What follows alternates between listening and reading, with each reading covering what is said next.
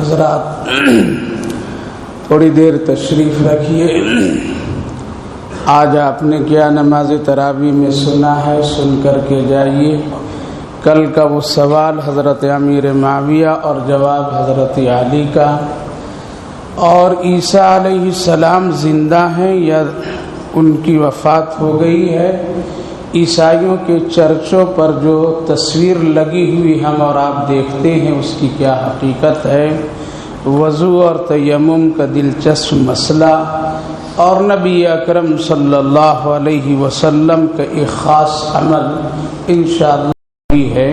مائدہ کس کو کیا ہے اور اس کا نام کیوں رکھا گیا، انشاءاللہ اس کی بھی تفصیل بتاؤں گا.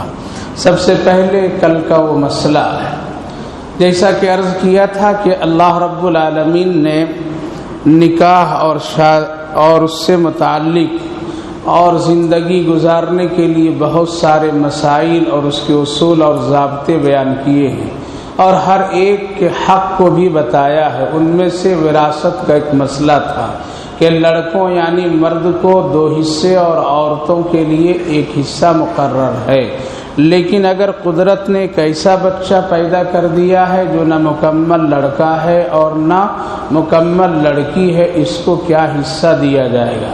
وہ یہ سوال نہ نبی کے دور میں آیا اور نہ ایسا مسئلہ پیش آیا، اور نہ صحابہ کرام کے وہ دور جب حضرت سیدنا صدیق اکبر اور حضرت امیر المومنین حضرت عمر اور حضرت عثمان غنی رضی اللہ عنہ کے دور میں یہ مسئلہ پیش آیا، بلکہ یہ مسئلہ پیش آیا حضرت امیر معاویہ اور حضرت علی رضی اللہ عنہ کے دور میں. جیسا کہ کل بتلایا، حضرت علی نے جواب دیا ہے امیر معاویہ اس کے پیشاب سے اندازہ لگاؤ کس راستے سے یہ پیشاب کرتا ہے.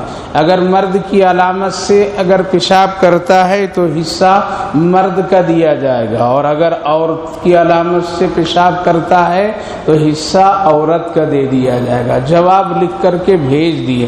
حضرت امیر معاویہ رضی اللہ عنہ جمعہ کے دن خطبہ دیتے ہوئے سائل کے سوال کا جواب دینے لگے. دے رہے تھے کہ بیچ سے ایک شخص کھڑا ہوا اور پوچھا، اے امیر معاویہ یہ بتلائیے اگر دونوں راستے سے پیشاب کرتا ہو تو حصہ کیا دیا جائے گا؟ کیوں ہو سکتا ہے ایسا بھی ہو سکے تو کیا کیا جائے گا؟ حضرت امیر معاویہ پھر جواب نہیں دے سکے. پھر اپنے خادم کو گھوڑے دے کر یا اونٹ دے کر پھر بھیجے حضرت علی رضی اللہ عنہ کے پاس، اور جا کر کے ان سے پوچھ کر کے آؤ اب اس کا جواب کیا ہے. حضرت امیر معاویہ رضی اللہ عنہ کا بھیجنا، حضرت علی رضی اللہ عنہ پھر اس پرچے کو دیکھتے ہیں اور غور کرتے ہیں اور پھر سائل کے سوال کو پڑھتے ہیں. حضرت علی رضی اللہ عنہ جواب دیتے ہیں، اے امیر معاویہ اس مسئلے کا اب حل یہ ہے پیشاب کو ناپ کر کے دیکھو زیادہ کس راستے سے آتا ہے. اللہ، یہ وہ لوگ ہیں جو اپنی زندگی میں ذرہ برابر بھی کسی کا حق مارنا نہیں چاہتے تھے. یہ وہ لوگ ہیں جو اپنے حالات اور اپنے خیالات سے کبھی بھی اللہ اور اس کے رسول کی نافرمانی نہیں کرنا چاہتے تھے. یہ وہ صحابہ کرام ہیں، یہ خلفائے راشدین ہیں، اور یہ حضرت علی رضی اللہ عنہ ہے.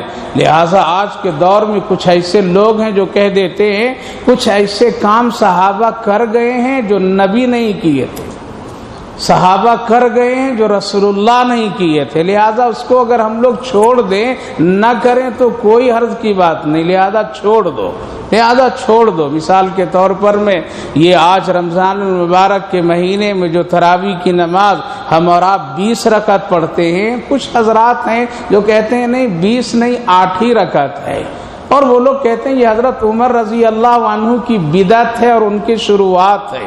لہٰذا وہ بہت ہی چالاکی اور ہوشیاری سے کہہ کر کے نکل جاتے ہیں. لہٰذا اگر عمل نہیں کریں گے تو کچھ فرق نہیں پڑتا، حالانکہ انہوں نے مسئلے کو دیکھا نہیں، سیکھا نہیں، سمجھا نہیں اور غور نہیں کیا یہ کون کہا ہے اور کس نے اس ترتیب کو دیا ہے. یہ حضرت عمر رضی اللہ عنہ جو ایک بھی مسئلہ رسول اللہ کی سنت کے خلاف کرنا گوارا نہیں کرتے تھے، پھر کسی نے اتنی سی بات مسجد نبوی میں کہہ دیا، السلام علیکم ورحمۃ اللہ وبرکاتہ، جواب میں کسی شخص نے یہ کہا وعلیکم السلام ورحمۃ اللہ وبرکاتہ ومغفرتہ، حضرت عمر ڈنڈے اٹھا دیے، ارے یہ مغفرتہ کا جملہ کہاں سے تم نے داخل کیا؟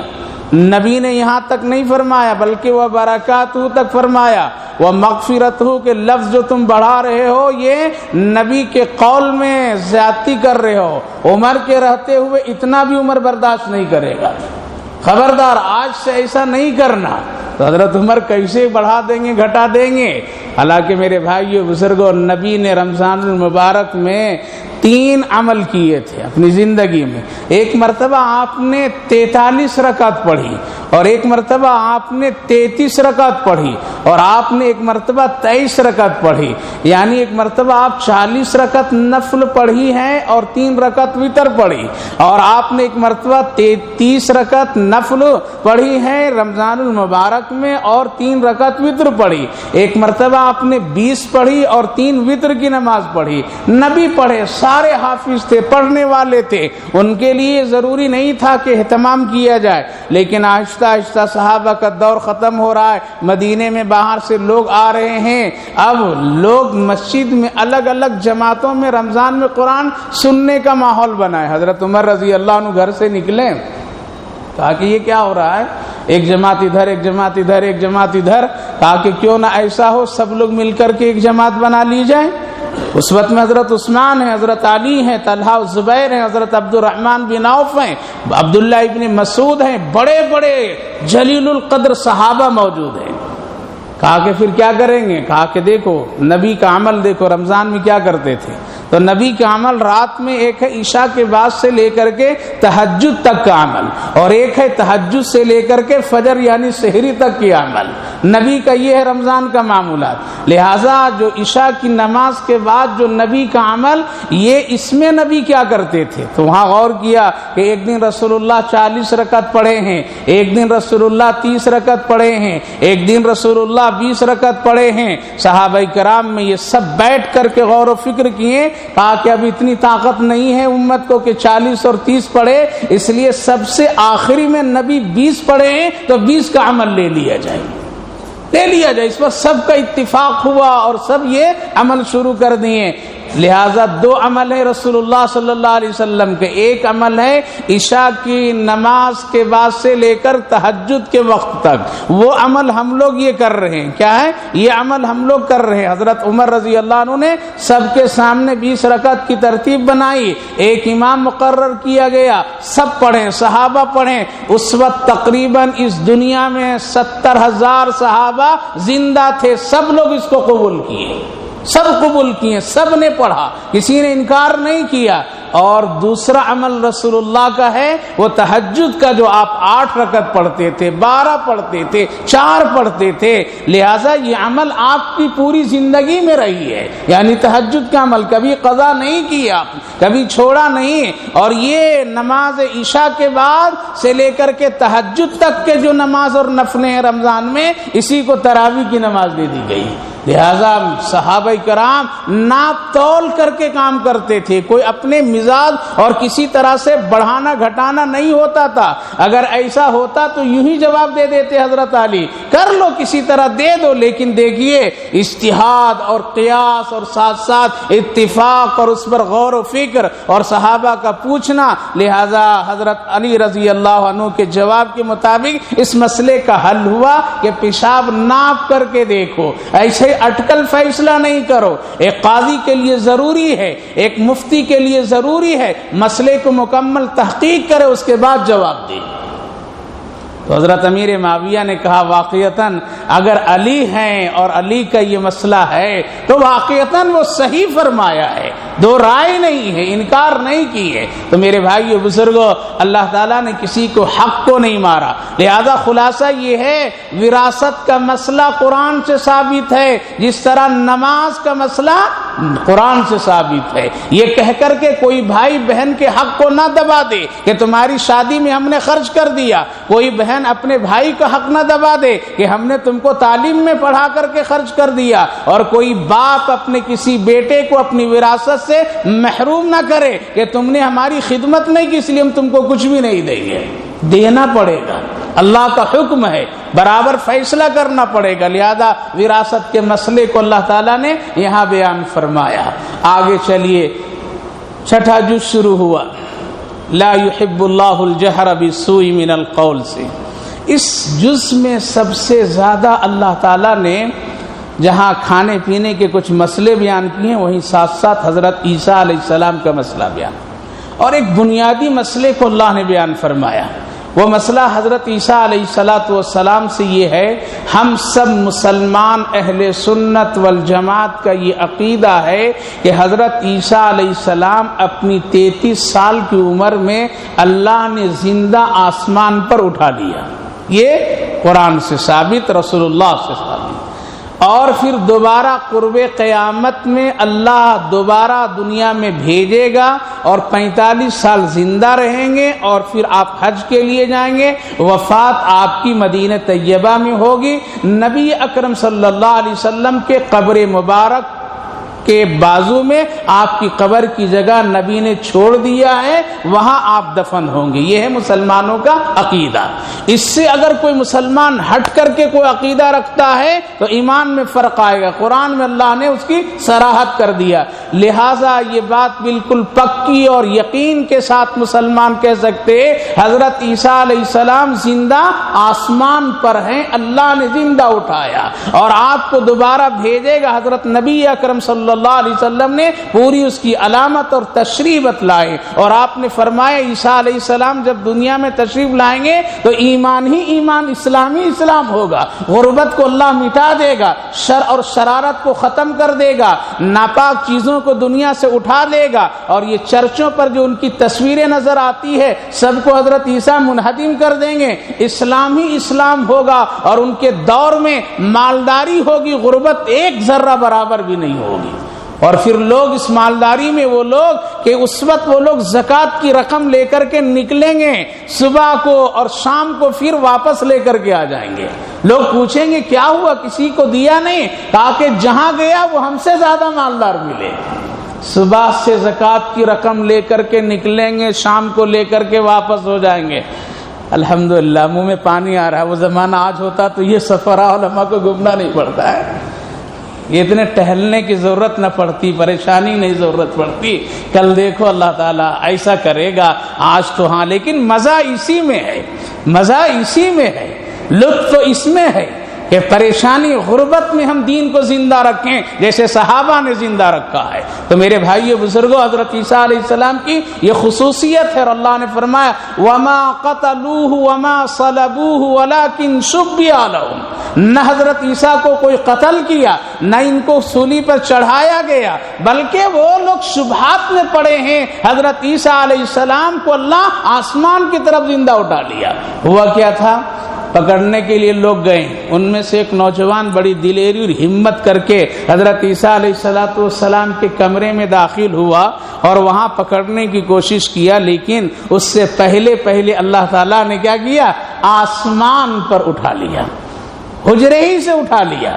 آپ کہیں گے کیسے، چھت پھٹ گیا کیا ہوا، کیسے اٹھایا؟ ارے وہ خداوند قدوس جو ماں کے پیٹ میں بچے کی پرورش کرتا ہے، وہ خدا کیا اٹھا نہیں سکتا ہے؟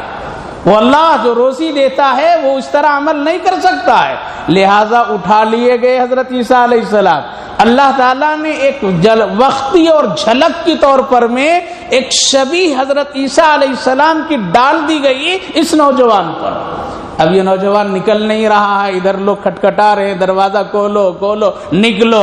بہت دیر کے بعد جب کھولا ہے، لوگ غصے میں حضرت عیسیٰ علیہ السلام سمجھ کر کے اسی نوجوان کو پکڑے اور لا کر کے سولی پر لٹکا دیے۔ قرآن کہتا ہے وَلَكِنْ شُبِّهَ لَهُمْ، یہ لوگ شبہات میں پڑ گئے ہیں۔ حضرت عیسیٰ تو چلے گئے آسمان پر، وہ زندہ ہیں۔ نبی اکرم صلی اللہ علیہ وسلم نے ارشاد فرمایا معراج کے سفر میں میں نے حضرت عیسیٰ علیہ السلام کو ملا اور ملاقات کی، سلام کلام ہوا، آپ زندہ ہیں دوسرے آسمان پر، اللہ نے آپ کو ایک وقت پر نازل.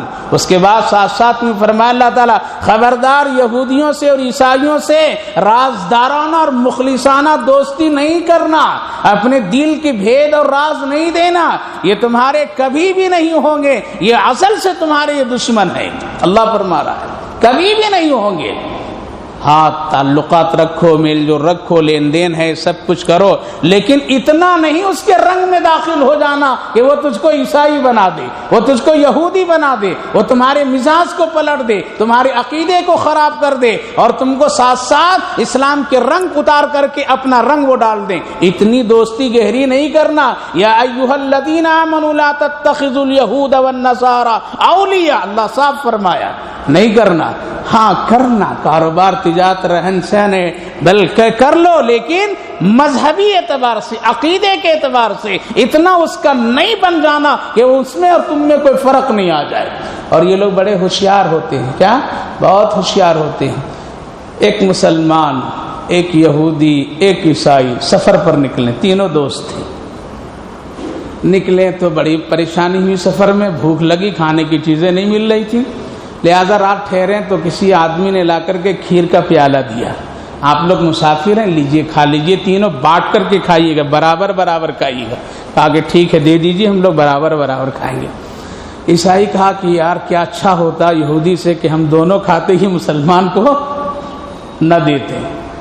اس نے بھی بولا کہ ہاں بہت اچھا، میری بھی یہی رائے اور خواہش ہے، مسلمان کو سلا دو، ہم لوگ دونوں آدمی کام کر لیں گے. کہا کہ پھر کیسے کرنا؟ کہا کہ دیکھو ایک طریقہ میں بتاتا ہوں. طریقہ یہ ہے کہ ہم لوگ تینوں سو جاؤ اور یہ کہو کہ جو سب سے اچھا خواب دیکھے گا وہی کھیر پورا کا پورا کھائے گا.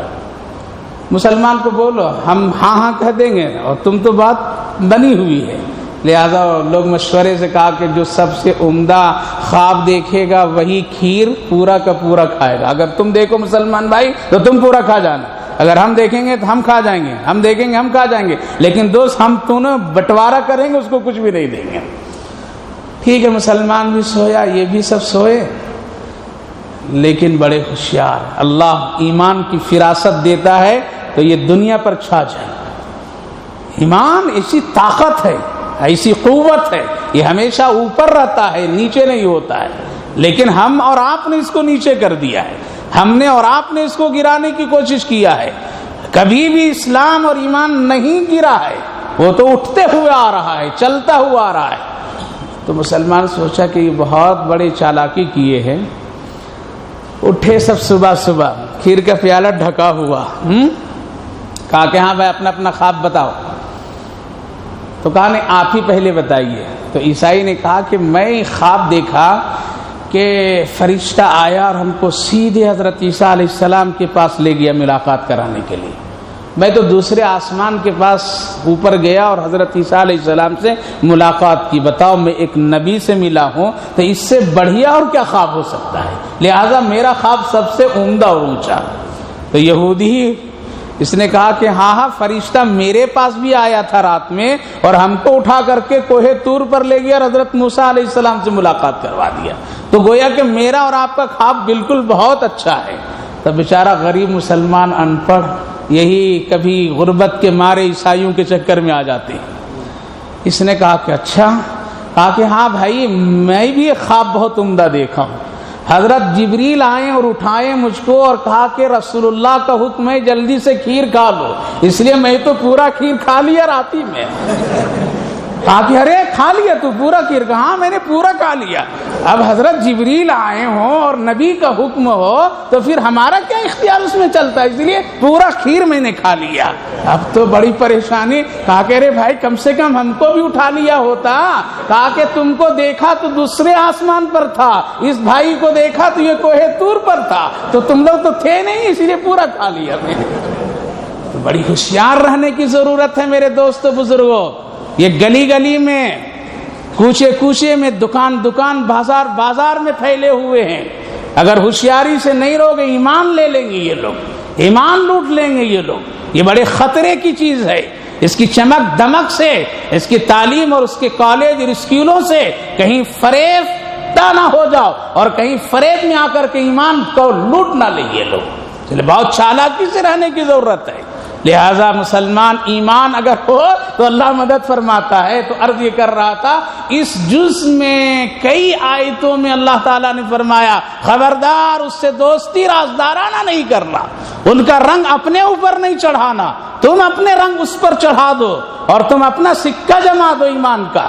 ہاں غریبی ہے تمہارے پاس، یہ اپنی جگہ ہے، غربت ہے، جہالت ہے، کمزوری ہے، سب ایک ہے، لیکن اللہ فرماتا اگر ایمان تم بچا لو پھر ہم تمہاری مدد کر دیں گے.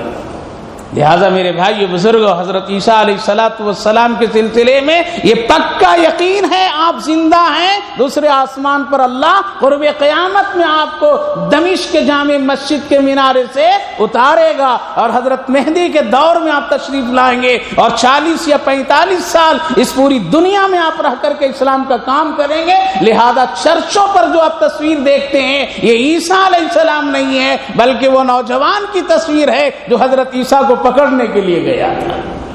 اس لیے کبھی کوئی بچہ پوچھتا ہے باپ سے ابا یہ کیا ہے تو ایک مسلمان بھی کہہ دیتا ہے حضرت عیسیٰ علیہ السلام، نعوذ باللہ. نہیں ہے معلوم اسی لیے کہہ دے رہا ہے.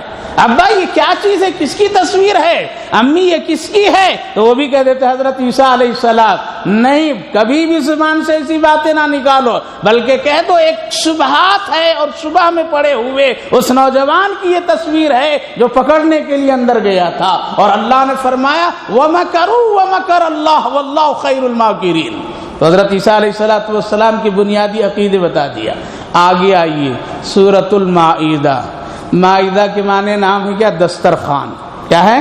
دسترخوان. اس میں کھانے پینے کا تذکرہ اور ان میں سے سب سے اعلیٰ کوالٹی کا تذکرہ ہے. کیا ہے؟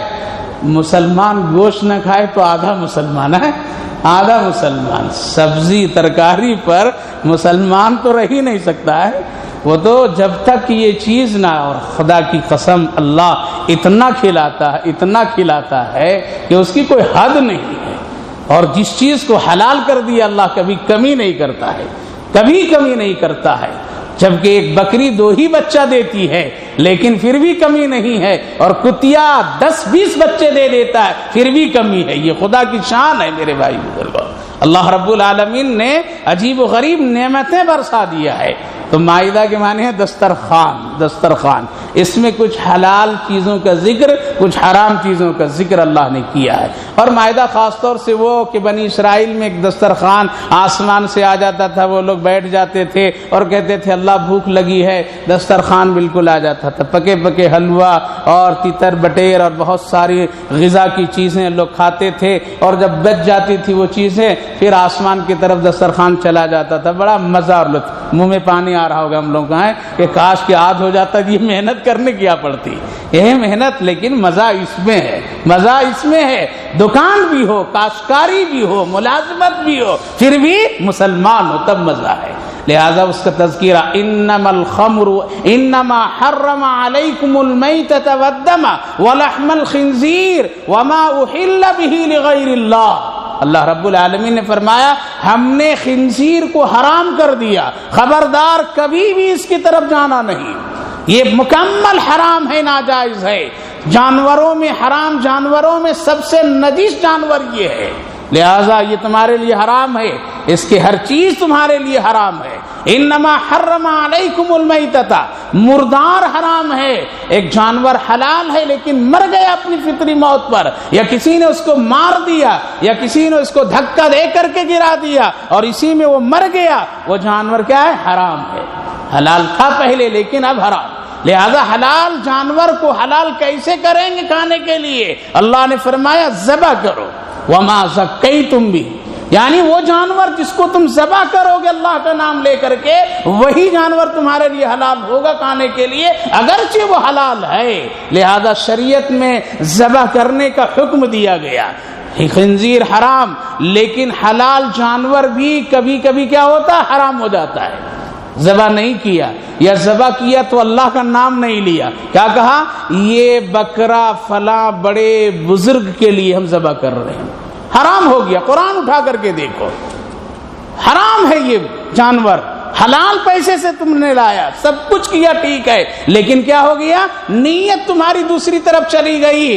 نام اللہ ہی کے لے کر کے ذبح کرنا پڑے گا اور نیت یہی رکھنی پڑے گی اس تقرب سے اللہ کی رضا مجھ کو حاصل ہو جائے۔ ولی اور بزرگ اپنی جگہ پر ہے، ان کا مقام اور مرتبہ، لیکن یہاں اللہ ہی کا نام لینا پڑے گا۔ لہذا اللہ تعالیٰ نے فرمایا میرے نام لے کر کے ذبح کرو۔ ذبح کرنے کے لیے بسم اللہ اللہ اکبر کہو، اللہ سب سے بڑا ہے۔ کیوں؟ اس لیے اسی اللہ نے میرے سامنے ایک جاندار چیز کو میرے قابو میں کر دیا ہے۔ لہذا ذبح کرنے والا بھی مسلمان ہو، غیر اگر ذبح کر دیا، حضرت امام ابو حنیفہ رحمۃ اللہ علیہ فرماتے ہیں دوسرے ائمہ تو حرام ہی کہہ دیتے ہیں، دوسرے ائمہ تو یہ کہتے ہیں کہ وہ جانور اب حرام ہو گیا۔ حضرت امام ابو حنیفہ رحمۃ اللہ علیہ فرماتے ہیں نہیں، مکروہ تحریمی کے درجے میں ہے۔ لہذا ذبح کرنے والا مسلمان، پکڑنے والا بھی مسلمان۔ کیوں؟ اگر ایک مسلمان ذبح کر رہا اور ایک غیر مسلم پکڑا ہے، خدا نخواستہ مسلمان اللہ کا نام لے رہا ہے اور یہ کبھی کسی دیوی دیوتا کا نام لے رہا ہے، اسی لیے فرمایا پکڑنے والا بھی مسلمان، ذبح کرنے والا بھی مسلمان۔ ذبح کرنے کے بعد پورا خون باہر جانے دو، اس کو روکو نہیں اور اس کو بند نہیں کرو، اس لیے کہ حلال جانور میں جو چیز حرام ہے وہ خون حرام ہے، اس کی شرمگاہیں حرام ہے، اس کے کھور حرام ہے، اس کے پتے حرام ہیں، جہاں نجاست پاؤ اس کی تھیلیاں حرام ہے، یہ سب حلال جانور میں بھی حرام ہے۔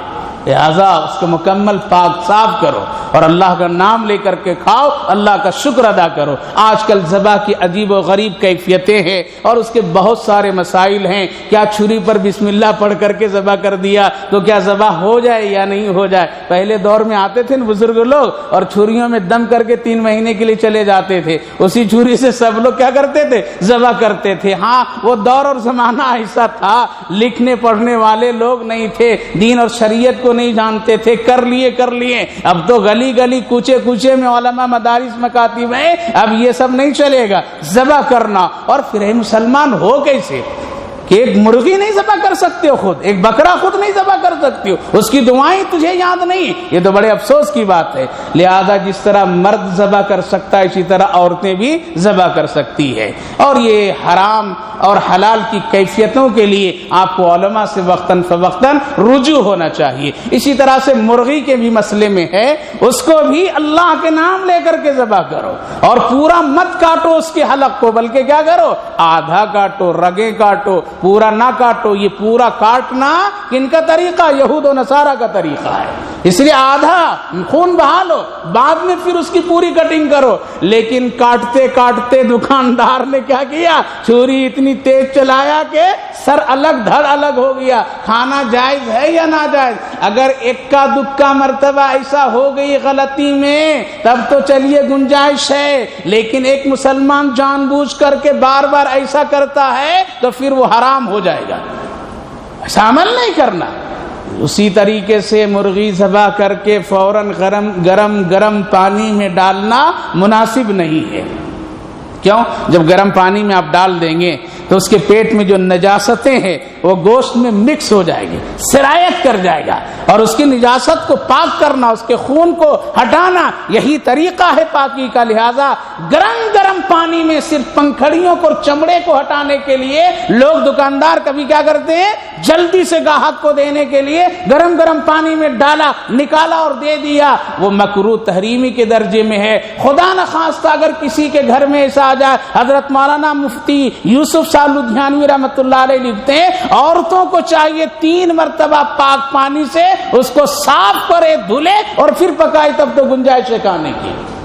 لہذا جلد بازی میں کوئی کام نہیں کرنا، اس کا پورا احتیاط رکھنا چاہیے۔ میرے بھائیو بزرگوں، آج بہت سارے ہوٹل، بہت سارے گوشت کی جگہ ایسی کھلی ہوئی ہے کہ یہود و نصارہ، عیسائی، انگریزوں نے ایسی دکانیں کھول دیے ہیں کہ مسلمان شوق سے جاتے ہیں، کھا کر کے چلے آتے ہیں، اس کو ذرہ برابر بھی دل میں قباحت تک نہیں ہوتی ہے حلال ہے یا حرام ہے۔ لکھنے والا تو لکھ دیا ہے، لیکن دیکھو کرنے والا کون ہے، کھلانے والا کون ہے؟ کیا ایک دن تم گوشت نہیں کھاؤ گے تمہاری زندگی چلی جائے گی کیا؟ کھاؤ مسلمانوں کے ہوٹل میں، لو مسلمانوں کی دکان سے، ایسا نہ کرو شوق اور عیش و مستی میں، ورنہ یہ حرام لقمہ اگر چلا گیا تو تمہارے اعمال سارے برباد ہوتے چلے جائیں گے۔ اور شہر میں ایسے حالات ابھی پیدا ہوئے، آج سے 3-4 مہینے پہلے میرے پاس 10:30 بجے رات ایک فون آیا، فون اس طرح سے آیا، حضرت کیا بتاؤں، یہ ایک دکان جو آج کل کیا کہتے پیزا ہاٹ ہے، وہاں آرڈر دیا تھا، نام بھی دیکھو ہے، مرتا جا رہا ہے نوجوان سب لوگ، دیکھو بالکل دیکھا ٹی وی میں کیسے کھاتے ہیں، کیسی کھاتی ہے، کیسے کھلاتے ہیں، دیکھ دیکھ کر کے بیٹا بھی کہا ابا وہاں کھلائیے، بیوی بھی کہی ارے میرے سرتاج وہاں کھلاؤ، بیٹی بھی کہی امی چلو وہاں، اور سب چلے گئے، نہیں تو آرڈر دے کر کے منگا لیے۔ کھانا کا شوق ہے مسلمان کے ہوٹل سے کھاؤ، اللہ نے ہمارے اور تمہارے لیے بنایا ہے۔ یہ تو اب یہ مزہ لیے ہیں یہ لوگ، پہلے کہاں کھاتے تھے یہ لوگ؟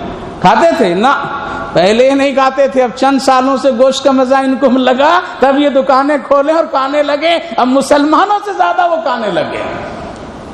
لہذا فون آیا، حضرت آرڈر دیا تھا پیزا ہاٹ میں، وہ گوشت کی چاٹ اور فہرست میں نام بدل کر کے لکھا ہوا تھا، سمجھ نہیں سکیں، اور گوشت میں مرغی بھی آئی، بکرے کے بھی گوشت آئی، لیکن ایک گوشت ایسا آیا جو کھانے میں عجیب و غریب لگ رہا تھا۔ فون کیے تو بولا کہ یہ خنزیر کا گوشت بھیجا میں نے، اور ہم لوگ پورا گھرانہ آدھا کھا لیے ہیں، کیا ہوگا؟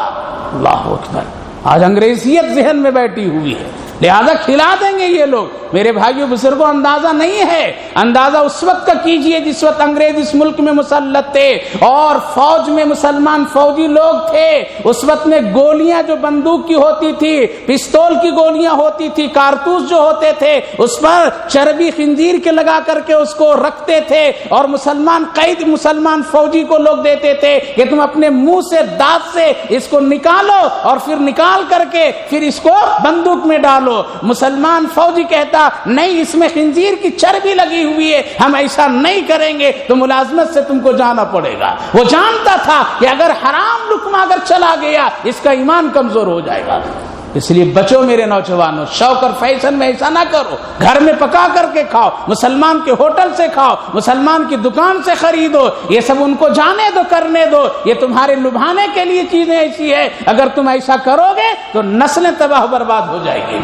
اس لیے بچنا، کھانے پینے میں اتنا حریص نہ ہو جاؤ جہاں چاہو منہ ڈال دو، جہاں چاہو اپنا سر توڑ دو، نہیں بلکہ حلال و حرام کی فکر رکھو۔ لہذا گوشت کے سلسلے میں بہت احتیاط کی ضرورت ہے، خصوصاً باہر ہوٹلوں میں ان تمام نئے نئے اسٹائل کی جو دکانیں ابھی کھلی ہے، اگرچہ وہ سب نام ایسے ہوتے ہیں اور وہ کیفیتیں ہوتی ہے، لیکن اس میں اطمینان نہیں ہے، سکون نہیں ہے، اور جس چیز میں سکون نہیں ہو اس کو کھانا نہیں چاہیے۔ سیدنا صدیق اکبر صدقہ کی کھجور کی ایک کھجور ڈال لیے، بھوک کی حالت میں غلام نے لا کر کے دیا، پوچھا کہاں سے لایا تھا؟ کہا کہ امیر المومنین میں تو صدقے کے ڈھیر سے ایک کھجور اپنے لیے اٹھایا تھا، بھوک کی وجہ سے آپ نے مانگا دے دی۔ اللہ اکبر، 7 دن کے بھوکے حضرت سیدنا صدیق اکبر انگلیاں ڈال ڈال کر کے باہر نکال رہے تھے۔ کسی نے کہا صدیق اکبر قے نہیں کر سکتے ہو، اگر قے کرنا چاہتے ہو تو پانی پی لو، وہ باہر نکل جائے گا۔ اللہ،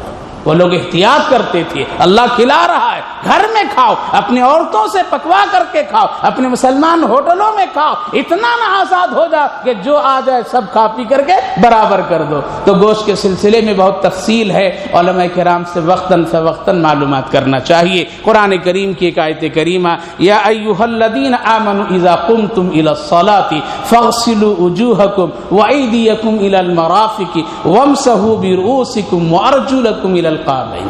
ہے اللہ نے فرمایا جب تم نماز کے لیے کھڑے ہو اور نماز کی تیاری کرو تو 4 کام کر لو۔ کیا 4 کام کرو؟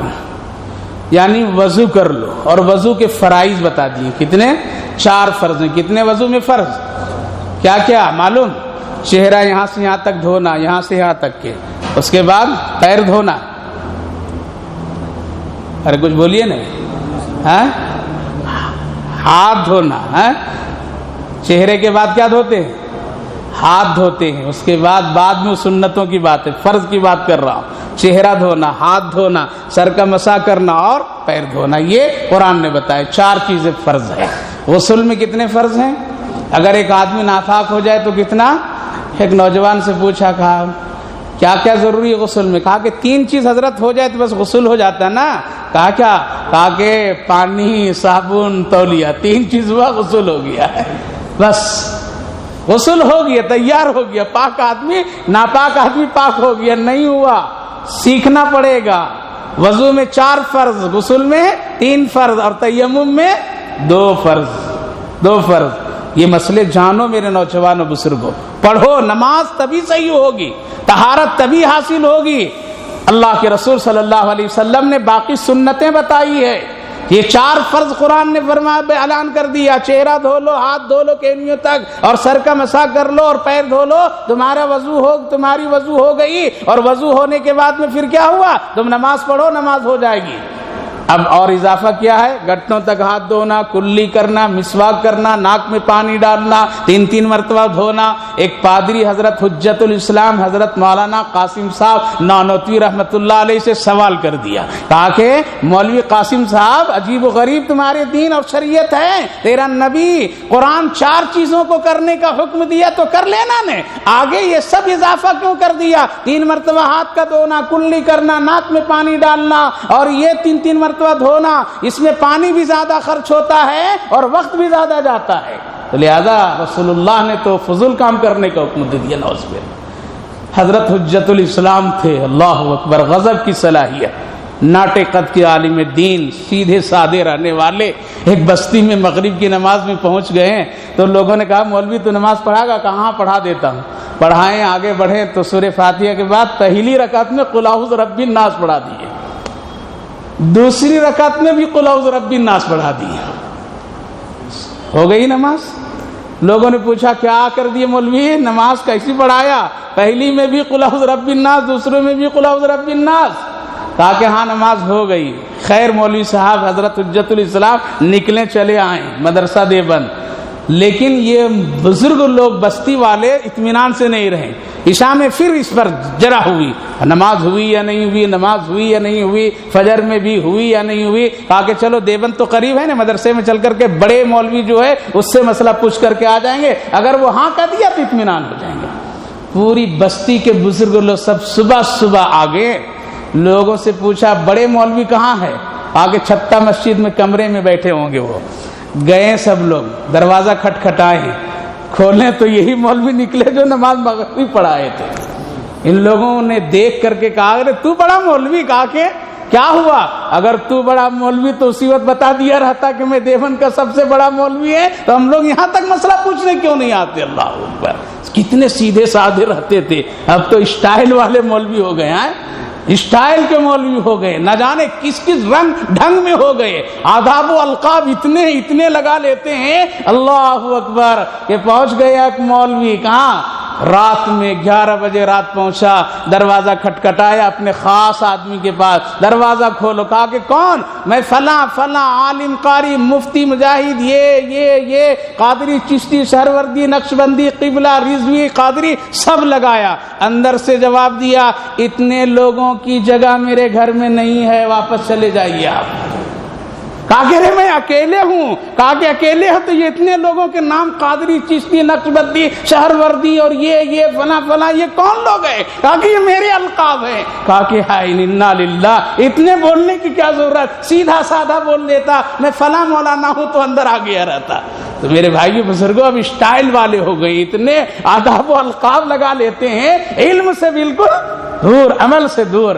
تو حضرت مولانا نے فرمایا بھائی کل ہی بتا دیا تھا نماز ہو گئی، نماز ہو گئی۔ حجت الاسلام نے جواب دیا اے پادری سنو، میرے محبوب حضرت محمد الرسول اللہ اپنی امت کو کوئی کام فضول نہیں بتایا ہے، کوئی کام غلط نہیں بتایا ہے، کوئی کام زیادہ نہیں بتایا ہے، تجھے خبر اور پتہ نہیں ہے حضرت محمد الرسول اللہ امیروں کے بھی نبی ہیں اور غریبوں کے بھی نبی ہیں۔ ایک غریب کسان ہے، کھیت میں کام کرتا ہے، ایک مزدور ہے، آئل مٹی اٹھاتا ہے، اس کا ہاتھ پورا گندا ہو گیا ہے، وضو کے لیے آتا ہے، اگر تمہارے کہنے کے مطابق فرض پر فوراً عمل کرے گا اور چہرے پر پانی لے گا تو کیا ہوگا؟ مٹی سارا کا سیاہ چہرے پر آئے گا، گندگی آ جائے گی۔ اسی لیے میرے آقا نے فرمایا پہلے چہرے پر پانی لے جانے سے 3 مرتبہ اپنے گٹوں کو صاف کر لو دھل کر کے۔ یہ میرے آقا کی سنت ہے، غریبوں کے بھی نبی، امیروں کے بھی نبی ہے۔ تم نے صرف سمجھ لیا ایسا؟ آقا نے ایک بھی کوئی مسئلہ اپنی امت پر زیادہ نہیں بتائے ہیں۔ اگر زیادتی کیے ہوتے تو پیارے آقا فرماتے ہیں تہجد کی نماز مجھ کو اتنی اچھی لگتی ہے، اتنی پیاری ہے، اگر میں خوف نہیں کرتا کہ امت میری چھوڑ دے گی اور گنہگار ہو جائے گی تو میں یہ نماز بھی اپنی امت پر فرض کر دیتا۔ تو آقا نے ایک بھی زیادتی نہیں۔ پادری کہا ہاں ہائے ہائے قاسم تو نہیں بولتا ہے بلکہ تیرے پیٹ میں تیرا خدا جواب دیتا ہے۔ اللہ اکبر۔ وہ ایسے لوگ تھے میرے بھائیو بزرگوں، اس لیے قرآن میں ایک فرض کا راستہ بتایا گیا، سنت کا راستہ حضرت محمد الرسول اللہ صلی اللہ علیہ وسلم نے بتایا، لہذا وضو کرو تو سنت پر بھی عمل کرو۔ اگر سنت پر عمل کرو گے تو فرض عمدہ اور اچھا ہوگا، اور وہ جب اچھا ہوگا تو نماز میں کیا ہوگی؟ نور اور برکتیں پیدا ہوگی۔ اسی لیے 3 مرتبہ کلی کرنا، 3 مرتبہ اعضاء کا دھونا، گھٹوں تک ہاتھ دھونا، مسواک کرنا، خلال کرنا، انگوٹھیوں کے انگلیوں کے، اور ایک خلال نبی نے فرمایا داڑھی کا بھی خلال کرنا۔ اللہ تو داڑھی کا خلال کون کرے گا؟ جس کی داڑھی ہوگی وہی نے خلال کرے گا، اور جس کی داڑھی نہیں ہے تو کسی نے پوچھا حضرت جس کی داڑھی نہیں وہ کیا کرے گا؟ کہا کہ وہ تو عورتوں کی طرح وضو کرے گا۔ کیا کرے گا؟ عورتوں کی طرح وضو کرے گا، اس کا وضو عورتوں کی طرح ہے۔ عورتوں کے جس طرح چہرے پر بال نہیں ایسے اس نے بھی نبی کی سنت اڑا کر کے کر دیا، لہذا سنت پر بھی عمل کرنا ضروری ہے۔ اور تیسرا ایک مسئلہ ہے تیمم۔ کیا ہے؟ تیمم۔ تیمم ہے مجبوری کے وقت اگر پانی کا استعمال آپ نہیں کر سکتے ہیں، بیمار ہیں یا پانی نہیں مل پا رہا ہے، اتنا پانی ہے کہ اگر کھانا کھائیں گے پیئیں گے تو وضو نہیں ہوگی، ایسے حالات میں کیا کرنا؟ تیمم کر لینا، تیمم کر لینا۔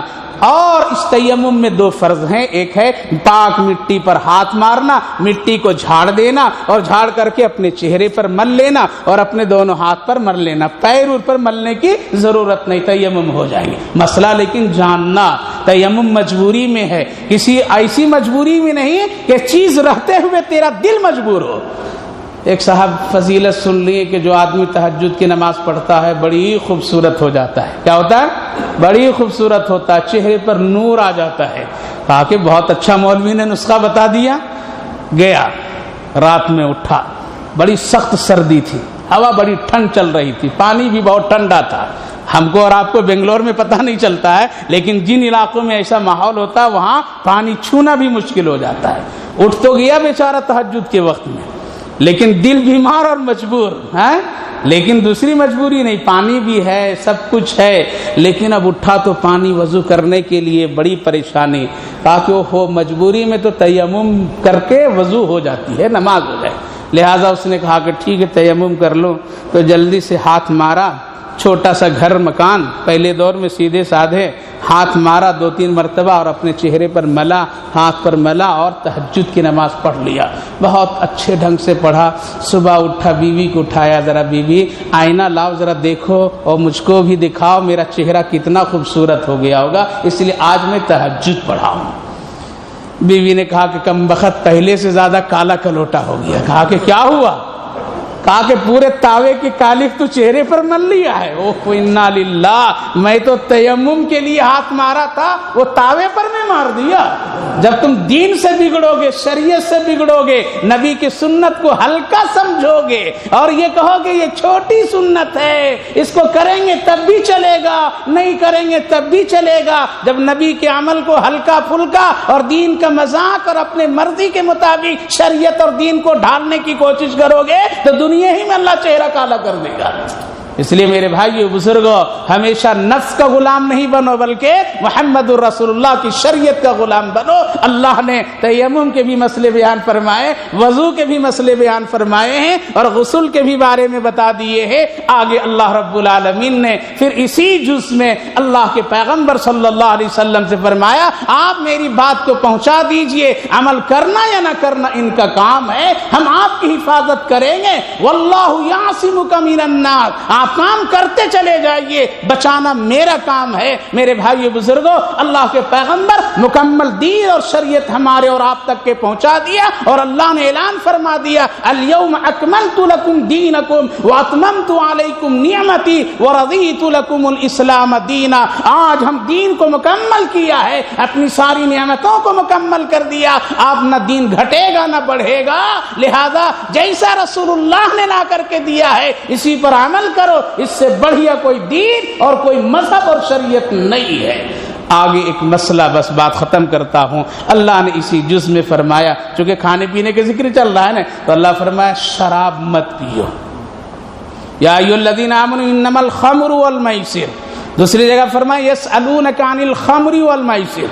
अल्लाह ने फरमाया हराम है ये तुम्हारे लिए, मत खाओ, ये शैतानी अमल है, इसका इस्तेमाल नहीं करो। हदीस पाक में रसूलुल्लाह सल्लल्लाहु अलैहि वसल्लम ने इरशाद फरमाया, जब शराबी शराब पीता है उस वक्त उसके कल्ब से नूर ईमान निकल जाता है, जब तक उस कैफियत में रहता है वो जानी, जब तक जिना के अमल में रहता है उसके कल्ब से नूर ईमान निकल जाता है, बाद में वापस आता है। बहुत खतरनाक गुनाह है शराब पीना। आज नौजवान फैशन में मुख्तलिफ जरियों से इसका इस्तेमाल करते हैं, इसीलिए उलमा किराम मसला लिखते हैं, शराब से बचने के लिए पहले छोटी छोटी नशा आवर चीजों से भी बचना जरूरी है। और वो छोटी छोटी चीजें क्या है?